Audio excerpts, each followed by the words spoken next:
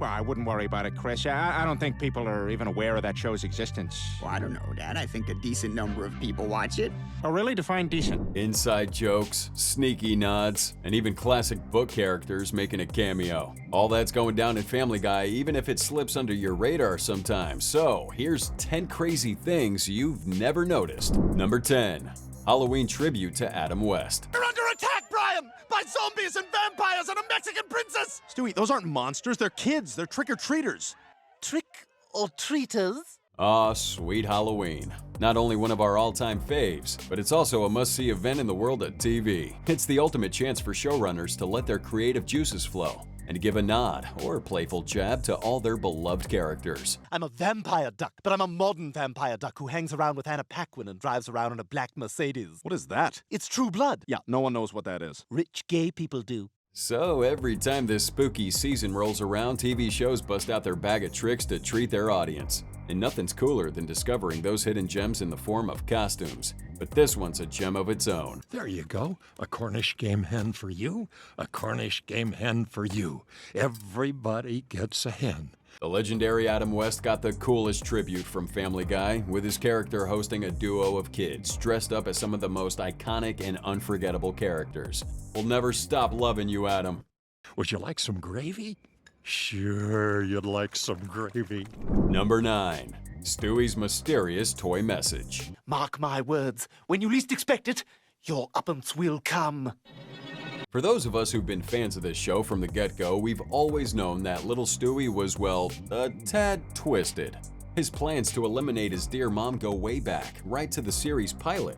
And with each passing episode, we've only become more convinced of his wicked ways. And the Harvest Festival parade theme is the episode of Who's the Boss where Tony sees Angela naked in the shower? Yes, that's mine! In the second season episode, Love the Trophy, the writers treated us to a deliciously eerie detail in the ongoing character development.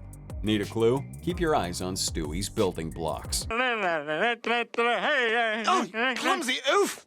Michael Flatley must be turning over in his grave. In a clever nod to the timeless horror classic, The Shining, inspired by the genius Stephen King, our tiniest Griffin spelled out red rum. That's murder in reverse, just to get his family's suspicions stirring. Wait a minute, he's not dead. Yet. Michael Flatley. Number 8. Lois's Facebook. Here's a Sylvia Plath book and a bottle of Ambien. I'm gonna look the other way and whatever happens, happens. In the realm of Family Guy, there are 2 universal truths that just don't seem to apply. First, the idea that a mother will always be her daughter's staunch defender no matter what. And second, that it's the kids who usually cringe at their parents during their teenage years. Shut up, Meg. Well, I didn't say anything. You just did. Your voice, it's cluttering up my space. Get out. But get out of my house. In that unforgettable episode from season 14, Guy Robot, we see Loiss trying to navigate the world of Facebook with no success and 0 consequences. It's not that unusual because, as we all know, adults and technology don't always click. God, it's like I'm the only person in the house who gets social media. But what has eagle-eyed fans smirking is Lois's unopened friend request from her own daughter, Meg. Now, it's pretty common for a kid to hesitate about having their parents on Facebook, but the other way around? Come on, Loiss. That'll get it started. Number 7. The headline gag. Luke Perry. That's it. Brian, I got my story.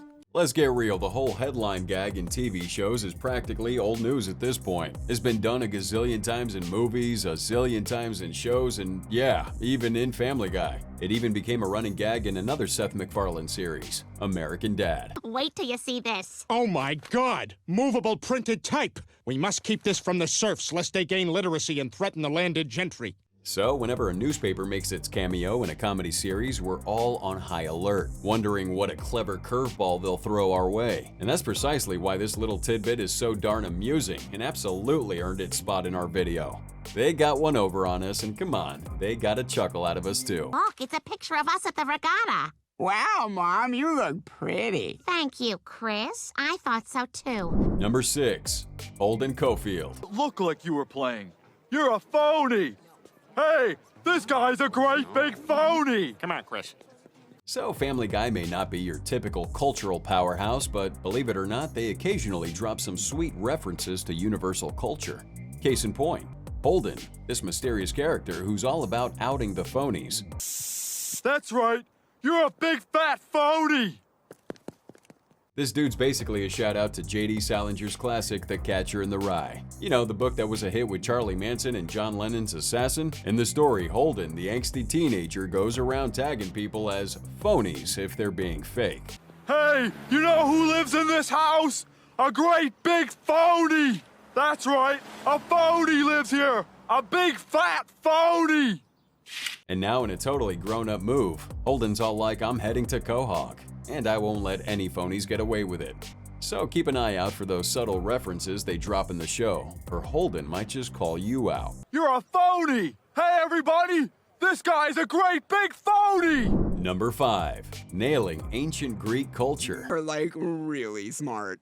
I bet Greeks will always be known for their advancements in math, and not as cartoon characters with very hairy arms and a tragically mismanaged economy. There's no denying Family Guy's a comedy powerhouse, laser-focused on a singular mission, to put us in stitches with its edgy, dark, and devilishly sarcastic humor. But from time to time, it reveals its knack for pinpointing cultural subtleties we typically overlook.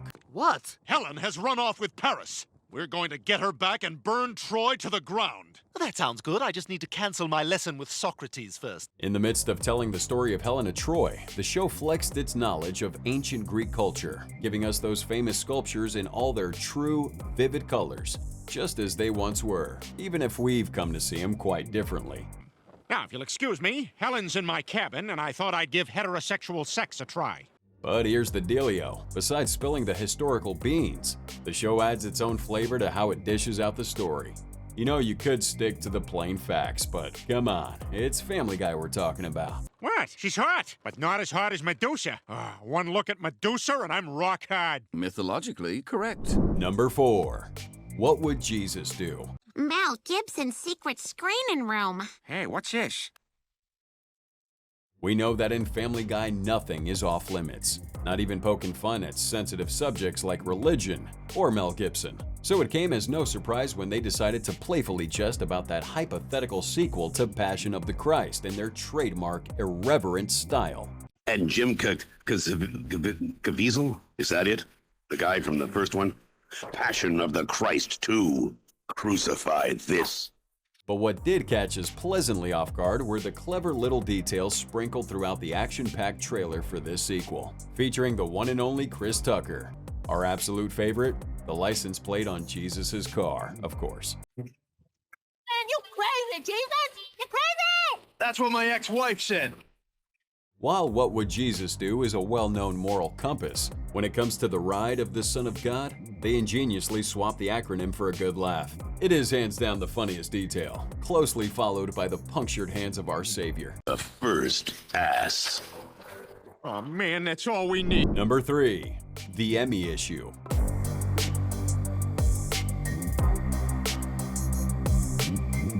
The crossover episode between Family Guy and The Simpsons was an absolute game-changer in television history. Two of the hottest shows in recent memory, forever compared and even slapped with plagiarism claims, finally squared off. The crossover always brings out the best in each show. It certainly doesn't smack of desperation. The priorities are always creative and not driven by marketing. Okay, that's enough. The episode titled Simpsons Guy not only lived up to the hype and gave us some memorable moments, but it also had a bunch of little Easter eggs that sent fans of both shows into a frenzy. Yeah! Yeah, we did it. What's he doing here? Well, we gotta carry him because he can't fly on his own. During the showdown between Peter and Homer, a nod to Peter's epic battle with Ernie, we saw Homer unleashing a barrage of Emmy awards at our favorite Family Guy. It was Peter's chance to throw shade at the Academy for giving him the cold shoulder all those years. Hey, that's no fair. I don't got none of them. Number 2. The Star Wars Cantina. This spaceport, you will never find a more wretched hive of scum and villainy. My sister Regina D2 lives here. Is she single? She's a lesbian. In the realm of epic TV tributes, Blue Harvest stands tall as an homage to George Lucas's sci-fi masterpiece, Star Wars.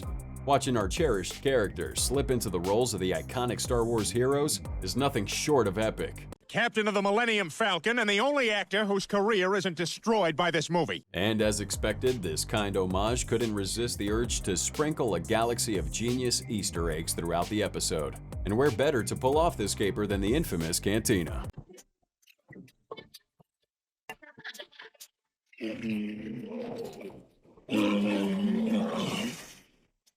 As our heroes stroll into this cantina, the keen-eyed among you might have caught some familiar faces.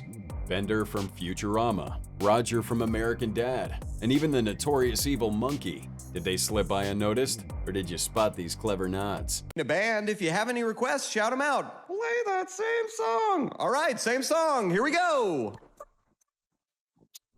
And number 1, messing with Robot Chicken. Already do this 3 months ago? Well, I wouldn't worry about it, Chris. I don't think people are even aware of that show's existence. Well, I don't know, Dad. I think a decent number of people watch it. Oh, really? Define decent. Robot Chicken is like the crown jewel of adult animation on Cartoon Network's Adult Swim. And one of its masterminds is none other than Seth Green, the voice behind our very own Chris. That's precisely why every shout out to this show feels like a stroke of genius. Cartoon Network and the Star Wars episode doubled that audience. Well, yeah, but double 10 people is like 20 people. So, I mean, what kind of numbers are we talking about here, you know? Don't be glib about this stuff. But what makes it even more epic is that Chris himself steps up to defend the show whenever Peter, aka McFarlane, slings insults.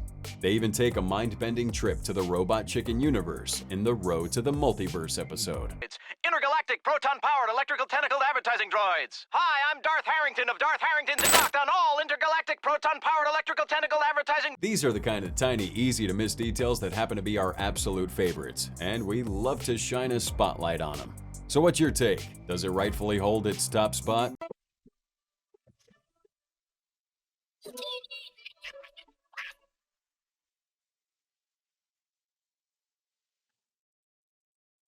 Thanks for watching, everybody. You guys are awesome. Please be sure to subscribe and like the video for more Family Guy content. Why don't you check out Family Guy 10 Seriously Crazy Injuries shown on your screen right now, cause it's freaking awesome. It's freaking awesome.